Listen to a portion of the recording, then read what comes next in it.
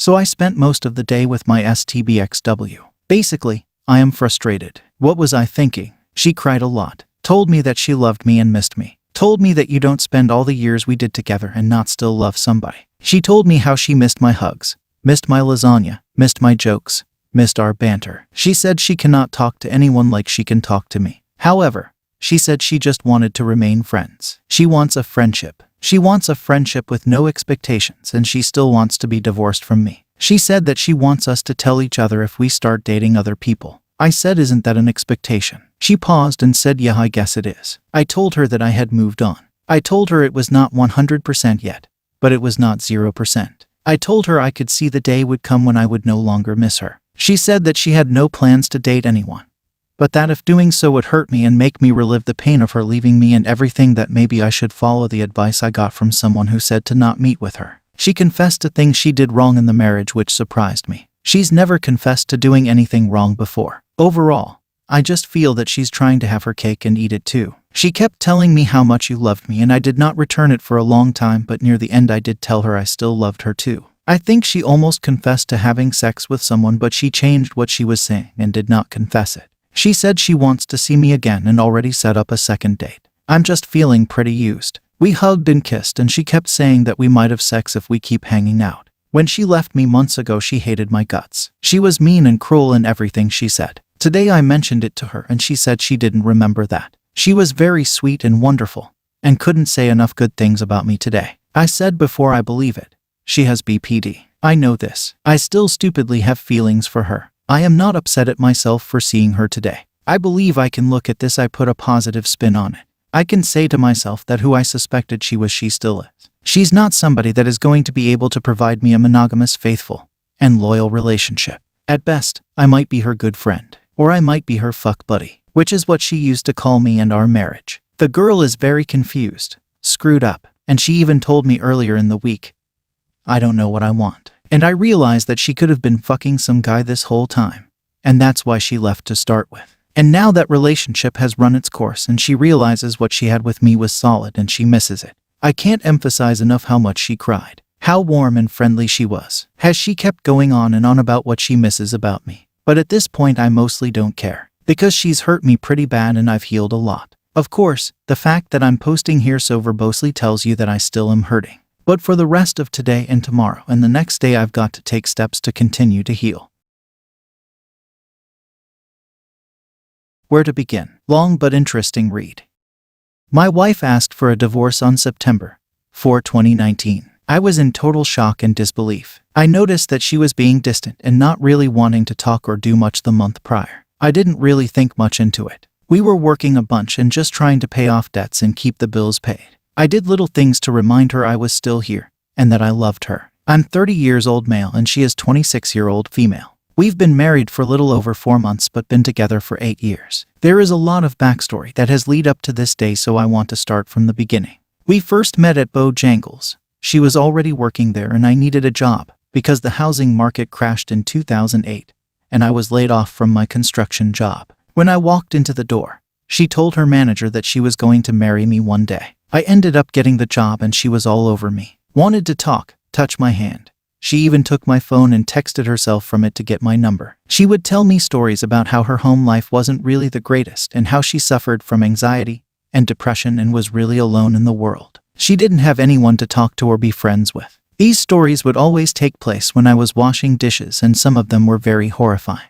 She told me she would be physically and mentally abused at home. Like her dad would slam her face in the plate at dinner if she started crying, or slam her hand indoors as punishment, or even go as far as saying he would shoot her and kill her if she didn't behave. Her mom, who was diabetic, would always say things like, I'll make myself go into a diabetic coma and die and then you'll be sorry. Her parents also told her nothing in the house was hers and she didn't own anything. Not even her own room. She told me that she had a lot of suicidal thoughts and even tried to go through with it one time before. Those are just a few examples of what she dealt with at home. Maybe that was a big red flag one from the beginning. But I took pity on her and felt bad. Red flag 2. After about 6 months of her wearing me down, I finally said yes and we started dating. About 3 months in, we already hit bump in the road. She ended up having a severe case depression and anxiety, where she couldn't leave her house to do anything without having a panic attack or having anxiety attacks. She couldn't show up to work without leaving and was on the verge of being fired. During all of this, I thought about leaving. But I always had this thought in my head. What kind of person would I be if I just left when things got bad for her? Everyone always left her when she needed them most. So I decided to stick it out and take care of her the best I could. I ended up working her hours and mine at work so she could keep her job. I went and seen her every day. I would bring things to help her feel better and fill her in on the work gossip. Each day I tried to help her take that extra step to get out the house and try to getting back to normal. This went on for about 2-3 months. She's finally better, getting to where she can get out of the house and get to work and start living again. I was so proud of her for not letting this defeat her, and now she could move on. She always wanted to show me how grateful she was for me sticking around and helping her. So the next year and a half was amazing. We did everything a new couple could do. Traveled. Went on date nights. Wrote nice letters and just laughed a lot. So we now have been together for about 2 years. She wanted to get out of her parents' house because of all the bad feelings and memories that haunted her there. I was on the verge of moving out with my friends, but she said her brother had a basement apartment he was renting out for $400 per month. We both went and looked at it. We really liked it and we moved in together. We both had excitement about moving out and getting our own place. I had a good bit of money saved up, so I bought $2,000 worth of furniture. We went to the store and picked it out and I let her pick everything out. She hadn't really experienced the thrill of buying things for herself because of all the history at home. We got settled in and everything was good. I got promoted at work and had to start spending a lot more time at work than at home. But I always made time on our days off to make sure she knew she was wanted. We decided to split the bills at the new place. I made well enough to pay for all of it, but I wanted her to learn how to budget money and how to save, because she was always a spender and only thought short term. After about 2 months or so, she seemed so stressed out and out of whack. She would come home crying her eyes out almost every day and wondered if we were meant to be together. She would tell me she didn't love me, and she wanted to move back home and that she was uncertain about us. I always thought this was something from her anxiety about herself not being good enough, and always thought she was a piece of shit and just destroying herself mentally. I always gave her reassurance that she was meant to be happy, and she wasn't all those things that she said she was. She couldn't handle the stress of being alone at home while I was working. Come to find out that the only reason she wanted to move in with me was that she was jealous that I was moving in with my friends, and not her. We decided that it was time for us to move out. We didn't split up or anything. She wanted to move back home and I went and moved in with my friends. She seemed to get back to normal and be herself again. I was feeling pretty good about where we were at. Then red flag 3 happened. One day I don't really remember where I was or what I was doing. I came across a message that she had sent to one of her friend's cousins. She sent him a message saying that she was so fascinated by him. She didn't know how to express her feelings that she was having about him and that she really wanted to get to know him better. She couldn't come up with the words to say what she wanted to say about him. Seeing this, I was instantly upset and mad. I confronted her about and she said it's nothing and I don't feel that way about him and that I'm the only one for her, and she says she didn't mean anything by it. I told her to put the shoe on the other foot and see it from my POV. She understood and said she was sorry. I was pretty distant for a while and lost some trust, but things slowing started to get back to normal. I forgave her and moved past it. We moved in together again. This time it was at a place in the next town over. She got promoted at her job and she was getting moved to another store. I still worked in the same town. With all the extra driving that we were doing, I said let's go get us some new cars so we would be safer and not spend a lot of money on gas. The cars we had were beaters. They wouldn't have never held up long term. I told her that if she wanted to move to where she would be closer to her work and I would be farther away, I would be okay with that. The drive I had to make was a rough one in the winter. It was at the top of a mountain with curvy roads and it would get slick real fast. I didn't mind it too much because I knew she didn't have to drive it and she would be safe. Everything seemed like it was perfect again. One day she called me and started crying and bawling her eyes out. She said she was getting forced to take a demotion or get fired because one of the managers accused her of sexual assault. I took her side in it all and was putting my own job on the line by sticking up for her and saying she didn't do any of this. I was talking to her managers and district managers fighting for her job, but none of it worked. Instead of taking the demotion, she quit. I was okay with this because it turned out to be bullshit. She was in limbo for a while, feeling like a failure, didn't have job, and wasn't helping out at home, just going through the motions. She would apologize every day about everything and saying she was a boss, worthless, etc. I told her it was okay. that we're fine with money and just take some time to heal and get through it, and that I was there for her. A few weeks went by and she wasn't doing any better. So I needed a way to make her happy and forget about all of it. So I went and got her a kitten. I never seen anybody so happy and filled with joy when she saw that cat's face. I could see that all that was hurting her and bothering her was gone in just a snap. She started doing better. The cat worked. Within a few weeks she landed a job at a bank and everything go back to normal. During all of this, I started to get depressed and sad myself. Work was getting worse for me. The stress of her being stressed was hurting me. We had a lot of managers quit, so my hours went way up. I was on salary, so I didn't get paid any extra. My store manager wouldn't do anything to staff the store, so we always were short-handed. In July, my store manager went on vacation and left the store a wreck. No help, just me there. I ended up getting fed up and just quitting. I had enough. I cried my eyes out about not knowing the future and all of the uncertainty that I faced. Would my girlfriend think I was a failure? Was I just being a bitch and not working it out? Now my girlfriend has to support me while I'm out.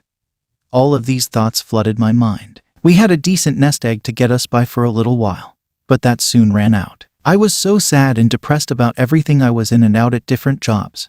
I ended up just laying on the couch for months. I ended up developing shingles at the age of 26 because of all the stress that was piled on me. I would do nothing all day. I soon realized I had to make a decision to either be miserable or get out and fix it, because what I was doing was not healthy. The shingles virus stayed with me for about a month and a half. I was in such pain. Riding in the car was awful. Every little bump made me hurt and scream in pain.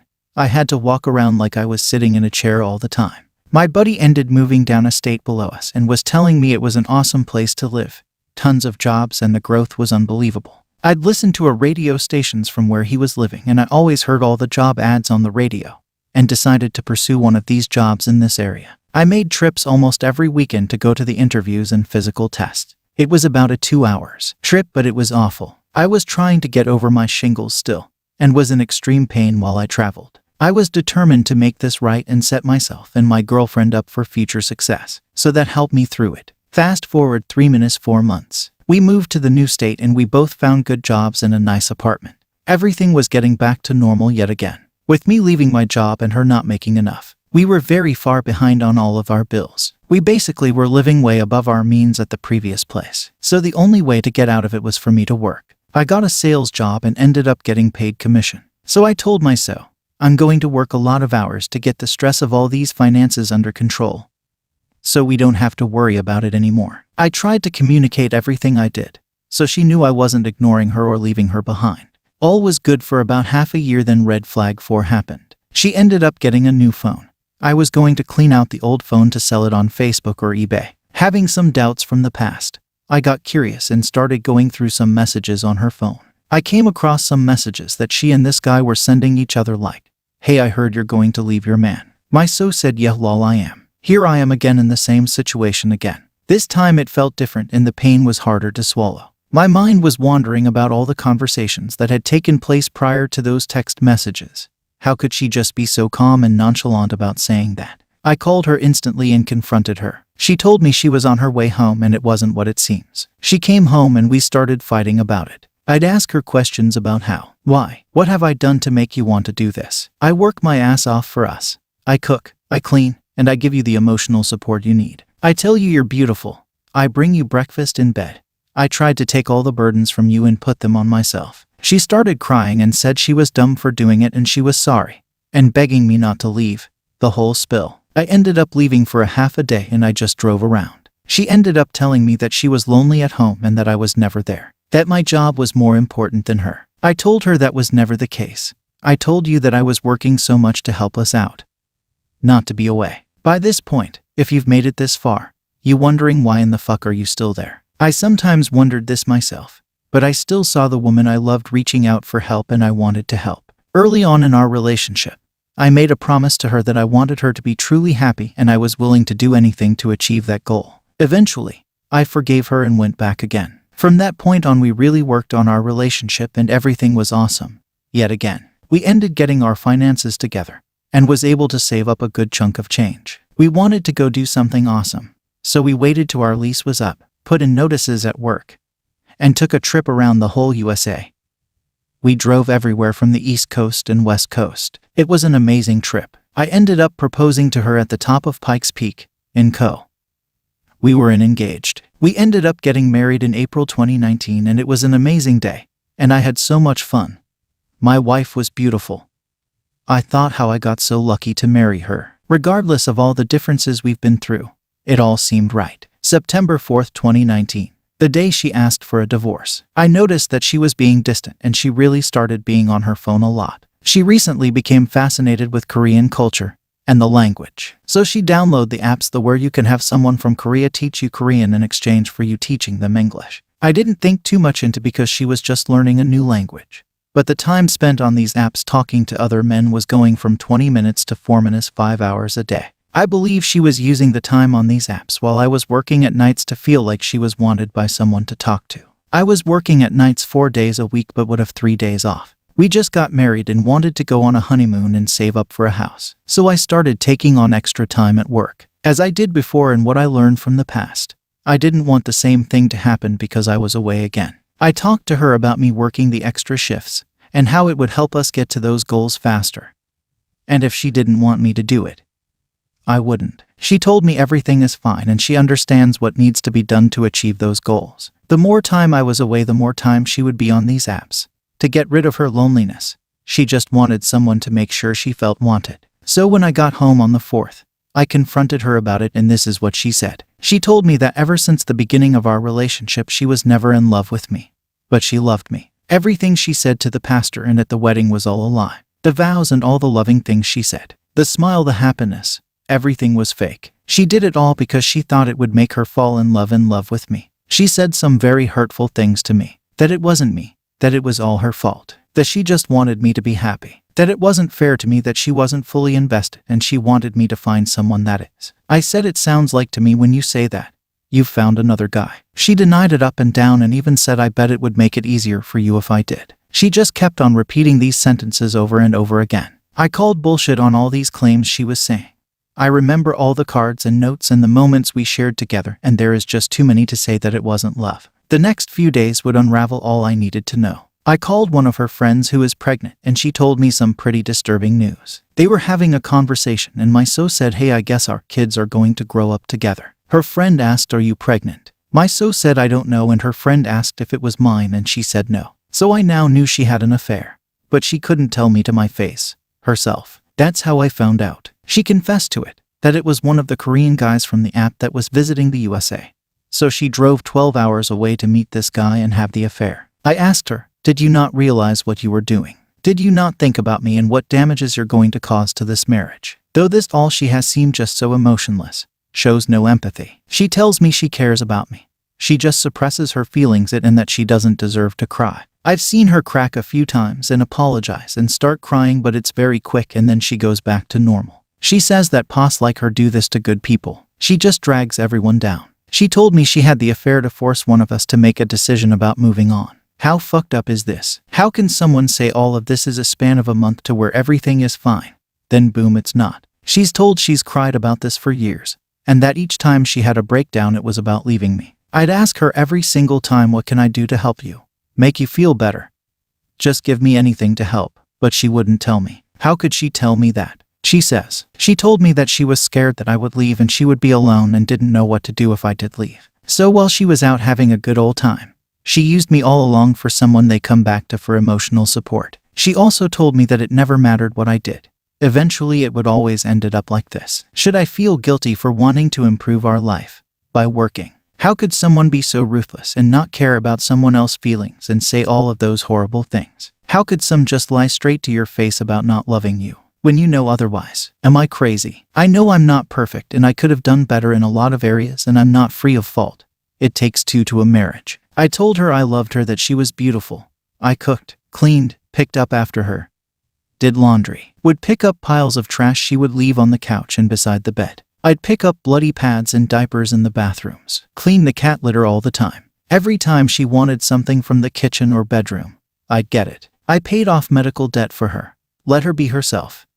Never raised a hand or said mean things to her. Never forced her to be someone she's not. Worked 6 to 70 HRS a week to make sure we had money to do stuff. It was never reciprocated. It was always 80/20. Even sex felt like a chore to her. She would never start sex. I would basically have to beg for it. She would just sit there like a dead fish till it was over. I took on her burdens as my own to try and help her out and to be happy. She always had this unreasonable plateau for me to reach to be her perfect guy.